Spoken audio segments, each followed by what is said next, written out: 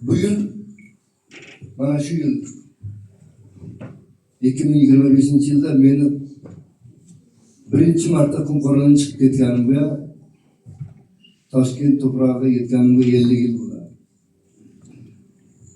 50 yil ham menimcha chakana umr emas.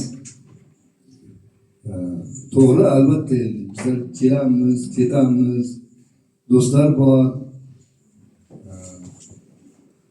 og'aynilar bor. Lekin baribir to'g'risini aytaman. Doim sog'inaman.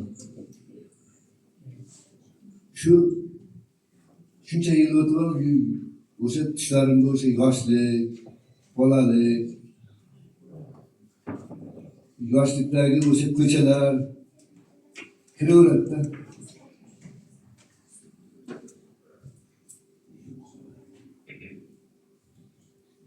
Yana bitta she'r o'qiyman. Tanib qo'y, bu xalqning nomidir o'zbek. Bu tog'li dashtlarni deydi Turkiston.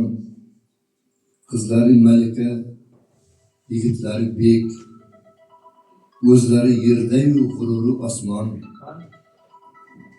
Baxshi hofizlari chechan o't nafas. Ular kuylaganda bulbullar tinar. O'zbekka to'ylashni o'zi o'rgatmagin bas. Isrofgar desang gar, ko'ngli orinar. Tilini suyganni jonidan suyar. Sahifel va haqgo'y, sodda to'pori, eng tansiz taomin qo'noqqa qo'yar. Hikmat va saxovat o'zbekning bori. Qay bir qavmlarga oila ro'zg'or yuk, yoqtirar bolamas kuchuk boqishni. Bolam deb jonini beradi o'zbek. O'zbekka chiqargan bola tug'ishni. Sabri qanoati bobolardan meros. Boriga shukr qilib kunadi yo'qqa.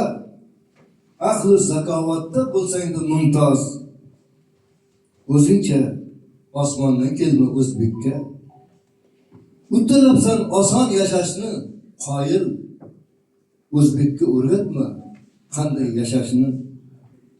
Jahonda bitta bir o'zbek degan el qidirib ovora bo'lma o'xshashni.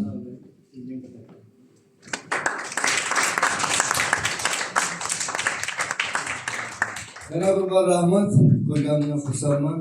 Hammalaringizga sog'lik, salomatlik.